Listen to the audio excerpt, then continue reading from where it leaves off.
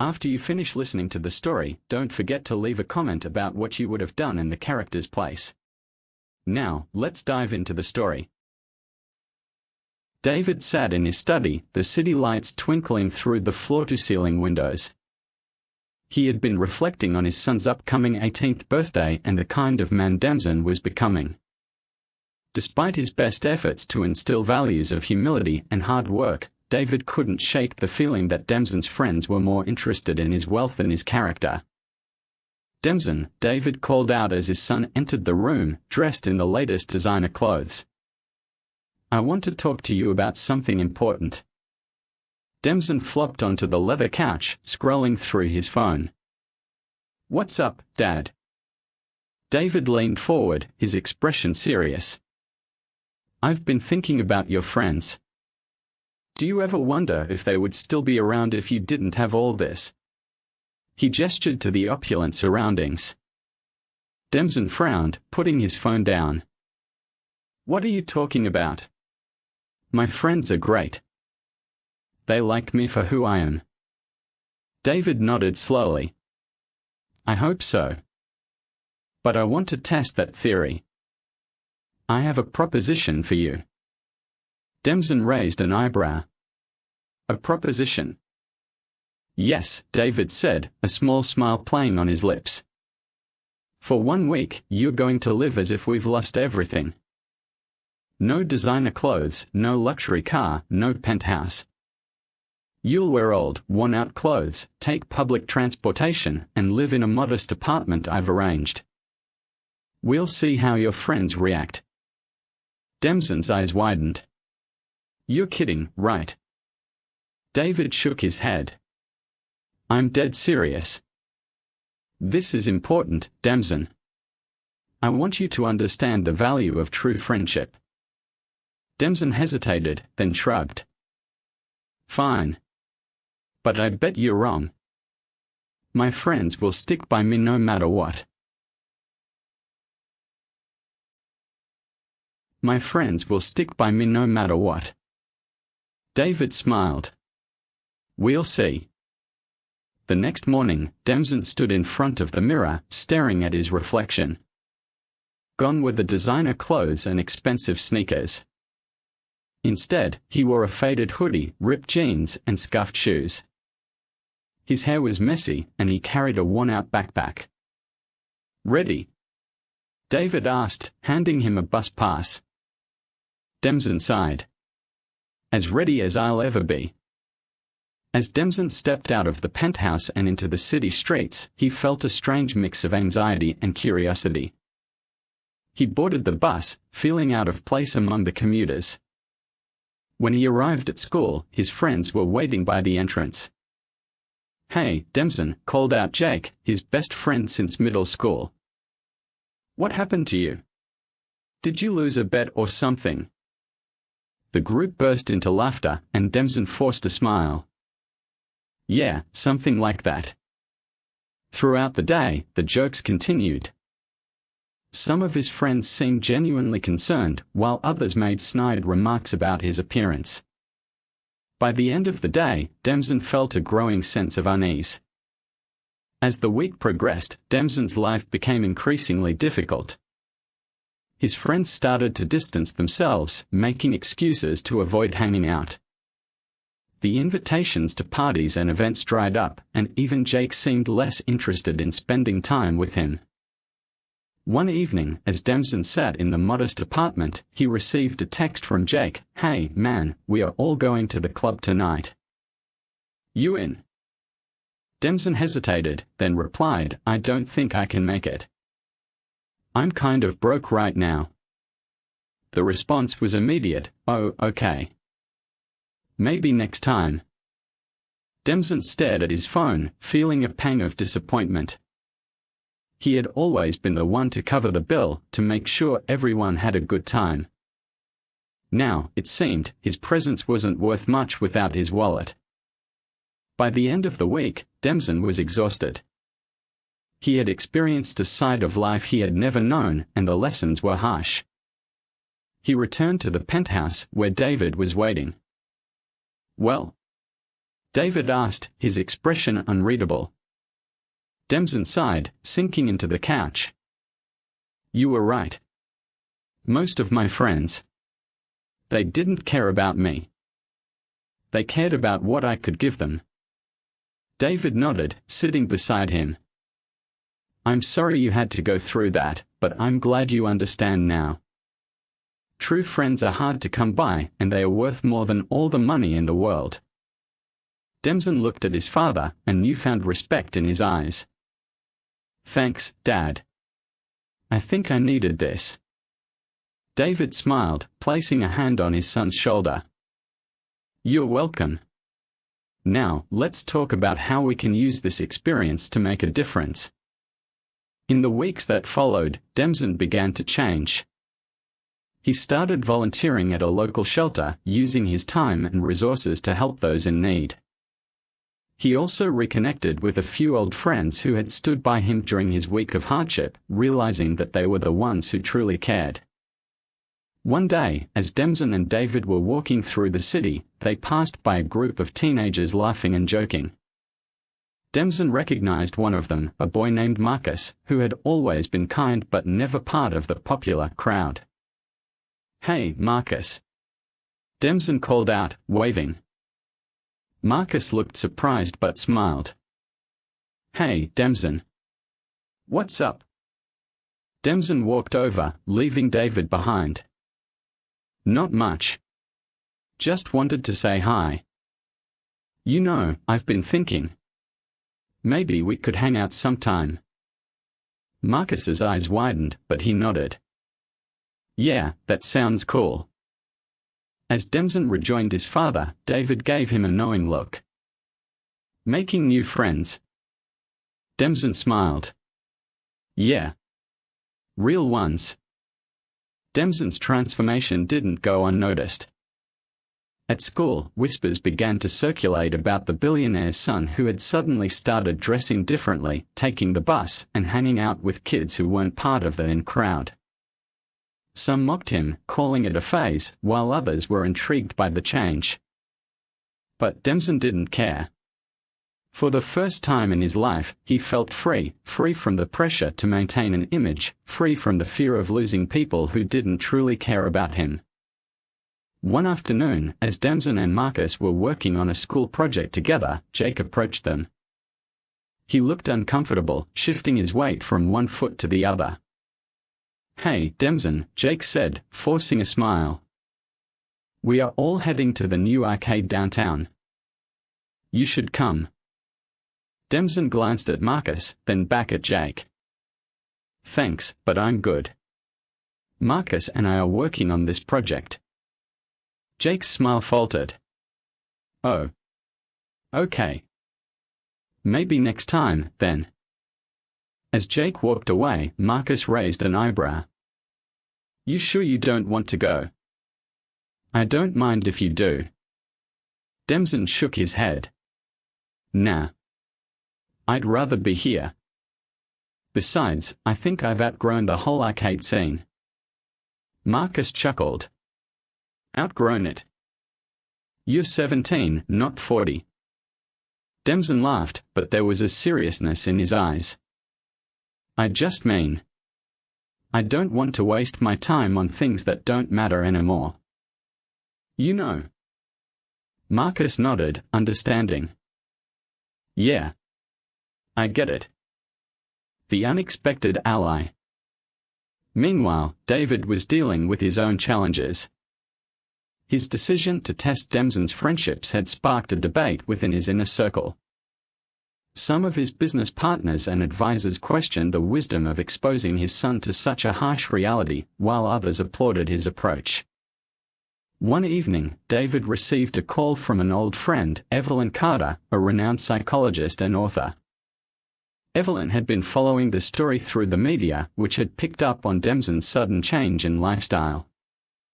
David, Evelyn said, her voice warm but firm, what you're doing with Demson is fascinating. But have you considered the long-term impact? This kind of social experiment can be traumatic for a teenager.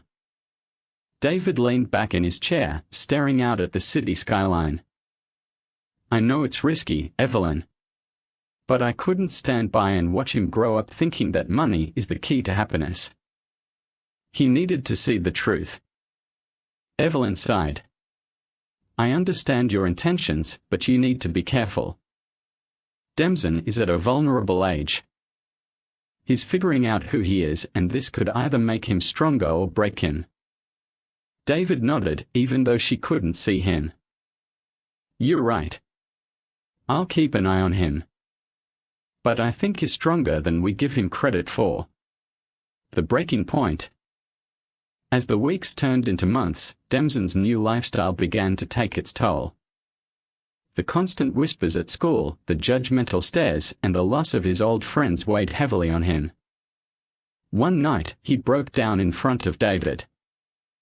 I don't know if I can do this anymore, Damson said, his voice trembling. Everyone thinks I'm crazy. They don't understand why I'm doing this. David sat beside him, placing a hand on his shoulder. I know it's hard, son. But remember why we're doing this. You're learning something that most people never understand, the value of authenticity. It's not about what others think of you. It's about who you are when no one's watching. Damson wiped his eyes, nodding slowly. I miss the way things were. Even if it wasn't real, it was easier. David smiled softly. Easier doesn't always mean better. You're stronger than this, Damson. And you're not alone. You've got Marcus, and you've got me. One day, Damson's school announced a charity fundraiser. The students were encouraged to form teams and come up with creative ways to raise money for a local shelter. Damson saw this as an opportunity to make a difference and decided to team up with Marcus and a few other students who had shown genuine kindness during his experiment. Together, they organized a community car wash, using the proceeds to buy supplies for the shelter. The event was a huge success, and for the first time in months, Damson felt a sense of purpose. He realized that he didn't need wealth to make an impact, he just needed the willingness to try. As the fundraiser wrapped up, one of the teachers approached Damson. I just wanted to say how proud I am of you, she said. What you've done here today is incredible. You've inspired a lot of people. Damson smiled, feeling a warmth spread through his chest. Thank you. It feels good to do something that matters. By the end of the school year, Damson had settled into his new life. He had a small but loyal group of friends, including Marcus, who had become like a brother to him. He had also developed a deeper appreciation for the privileges he had, using his resources to help others rather than indulging in superficial luxuries. David watched his son with pride, knowing that the lessons Damson had learned would stay with him for the rest of his life. But he also knew that the journey wasn't over. The world was full of challenges, and Damson would face many more tests of character in the years to come. One evening, as they sat on the balcony of the penthouse, Damson turned to his father. Dad, do you think I'll ever go back to the way things were? David shook his head. No, son. And that's a good thing. You've grown into someone who understands the value of true friendship, hard work, and humility. That's something no amount of money can buy. Damson smiled, looking out at the city lights. Yeah. I guess you're right. As summer approached, Damson found himself facing a new challenge. His school announced a prestigious internship program with one of the city's top tech companies, Innovatech. The program was highly competitive, with only a handful of spots available. Damson knew this was an opportunity to prove himself on his own merits, without relying on his father's name or wealth. He spent weeks preparing his application, poring over his resume and drafting a compelling personal statement. When the day of the interviews arrived, Damson felt a mix of excitement and nervousness. He dressed in a simple but professional outfit, determined to make a good impression. As he entered the sleek, modern offices of Innovatech, he couldn't help but feel a little out of place. The other candidates were dressed in expensive suits, their confidence radiating as they chatted with each other. Demson took a deep breath and reminded himself of the lessons he had learned. When it was his turn, he walked into the interview room and faced a panel of 3 executives. They asked him about his experiences, his goals, and what he could bring to the company. Demson spoke honestly, sharing his journey of self-discovery and how it had shaped his values and work ethic. One of the interviewers, a woman in her 40s with sharp eyes, leaned forward. "Your story is intriguing, Demson. But why should we choose you over someone with more experience or connections?" Demson met her gaze, his voice steady. "Because I've learned that true success isn't about who you know or what you have. It's about who you are and what you're willing to do to make a difference. I may not have the most experience, but I have the drive and the integrity to work hard and contribute meaningfully." The room fell silent for a moment, and then the woman nodded, a small smile playing on her lips. "Thank you, Demson. We'll be in touch." The unexpected twist. A week later, Demson received an email from Innovatech. His heart raced as he opened it, only to find that he had been placed on the wait list. Disappointment washed over him, but he quickly reminded himself that this wasn't the end. He decided to use the time to gain more experience and continue volunteering at the shelter. One afternoon, as he was helping organize donations, he received a call from an unknown number. Curious, he answered. "Demson. This is Evelyn Carter. We met briefly at one of your father's events." Demson's eyes widened. "Oh, yes. Hi, Dr. Carter. How can I help you?" Evelyn's voice was warm but serious. "I've been following your journey, and I must say, I'm impressed. I have a proposition for you. I'm working on a new project focused on youth empowerment, and I'd like you to be a part of it. It's an unpaid position, but it could be a great opportunity to make a real impact." Demson hesitated, then smiled. "I'm in. When do we start?" The ripple effect continues. Evelyn's project, called Youth for Change, aimed to empower young people from diverse backgrounds to create positive change in their communities. Demson threw himself into the work, using his experiences to connect with the other participants and inspire them to take action. One of the participants, a girl named Aisha, had grown up in a low-income neighborhood and faced numerous challenges. She was initially skeptical of Demson, assuming he was just another privileged kid trying to play the hero. But as they worked together on a community garden project, she began to see his genuine commitment and passion. One evening, as they were planting seedlings, Aisha turned to him. "You're not what I expected, Demson." He smiled, wiping the dirt from his hands. "What did you expect?" She shrugged. "I don't know. Someone who didn't really care, I guess. But you're different. You actually want to make a difference." Demson nodded. "I've learned that it's not about where you come from or what you have. It's about what you do with it. And I want to do something that matters." Aisha smiled, a newfound respect in her eyes. "Well, you're doing a pretty good job so far." The final test. As the summer came to an end, Demson received another email from Innovatech. This time, they offered him a spot in the internship program.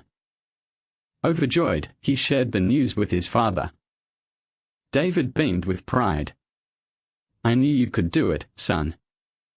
But remember, this is just the beginning. The real test is how you handle the challenges ahead." Demson nodded, feeling a mix of excitement and determination. "I'm ready, Dad. I've learned so much this past year, and I'm not going to waste this opportunity." The new beginning. Demson's internship at Innovatech was everything he had hoped for and more. He worked hard, learned from his colleagues, and contributed innovative ideas that impressed his supervisors. But more importantly, he stayed true to the values he had discovered during his journey. One day, as he was leaving the office, he ran into the woman who had interviewed him. She smiled and extended her hand. "Demson, I just wanted to say how impressed I've been with your work. You've proven that you have what it takes to succeed, not just in business, but in life." Demson shook her hand, feeling a sense of accomplishment. "Thank you. That means a lot." As he walked out into the bustling city streets, Demson felt a deep sense of gratitude. He had come a long way from the naive teenager who had once taken his privileges for granted. He had faced challenges, made mistakes, and learned valuable lessons. But most importantly, he had discovered the true meaning of success. Years passed, and Demson's life continued to evolve. He graduated from college with honors, not because of his family name, but because of his hard work and dedication. He turned down a lucrative job offer from Innovatech, choosing instead to start his own non-profit organization, True Foundations, which focused on empowering underprivileged youth through education and mentorship. The organization quickly gained traction, attracting support from philanthropists, corporations, and even former skeptics who had once doubted Demson's sincerity. David watched his son's journey with pride, often reflecting on the pivotal moment when he had decided to test Demson's understanding of friendship and privilege. It had been a risky move, but it had paid off in ways he could never have imagined. Demson had not only grown into a compassionate and driven individual but had also become a role model for others. One evening, as they sat together in the penthouse, David turned to Demson. "You know, son, I've been thinking a lot about legacy. When I was younger, I thought it was about building an empire, leaving behind a fortune. But now I realize it's about the impact we have on others. And you've already started building a legacy far greater than anything I could have dreamed of." Demson smiled, his eyes reflecting the city lights outside. "Thanks, Dad. But I couldn't have done it without you. You taught me the most important lesson of all, that true success isn't about what you have, but who you are." The circle closes. Demson's non-profit organization flourished, touching the lives of countless young people. One of its most successful programs was a mentorship initiative that paired underprivileged teens with professionals from various fields. Among the mentors was Marcus, who had become a successful engineer and a close friend to Demson. Together, they worked to inspire the next generation, sharing their stories and encouraging the teens to dream big. One day, as Demson was visiting a local high school to speak at an assembly, he noticed a familiar face in the crowd. It was Jake, his former best friend, who had drifted away during Demson's experiment. Jake looked older, more worn, and carried an air of regret. After the assembly, Jake approached him. "Hey, Demson," Jake said, his voice hesitant. "I just wanted to say, I'm really proud of what you've done. I know I wasn't the best friend back then, and I'm sorry for that." Demson smiled warmly. "Thanks, Jake. It means a lot. And for what it's worth, I've forgiven you. We were just kids trying to figure things out." Jake nodded, his eyes glistening. "I've been following your work, and it's amazing. You've really made a difference." Demson placed a hand on Jake's shoulder. "It's never too late to make a change, you know. If you ever want to get involved, we could use someone like you." Jake's face lit up with hope. "Really? I'd like that." The final reflection. As Demson stood on the stage at a gala celebrating the 10th anniversary of True Foundations, he looked out at the crowd, filled with donors, volunteers, and the young people whose lives had been transformed by the organization. He felt a deep sense of fulfillment, knowing that he had stayed true to the values his father had instilled in him. Thank you all for being here tonight, Demson began, his voice steady and confident. When I was younger, I thought success was about having the right clothes, the right friends, and the right opportunities. But I've learned that true success is about using what you have to lift others up. It's about creating a world where everyone has the chance to thrive, no matter where they start. The audience erupted into applause, but Demson's gaze found his father in the crowd. David nodded, his eyes filled with pride and a hint of tears. In that moment, Demson knew that he had not only honored his father's legacy but had also created one of his own. Epilogue: The Ripple Effect. Years later, Demson's story became the subject of books, documentaries, and even a feature film. But for him, the greatest reward was seeing the impact of his work in the lives of the young people he had helped. Many of them went on to become leaders in their own right, carrying forward the lessons they had learned from Demson and True Foundations. As for David, he spent his later years mentoring young entrepreneurs, sharing the wisdom he had gained over a lifetime of success and failure. He often reflected on the journey he and Demson had taken together, marveling at how a simple test of friendship had led to such profound change.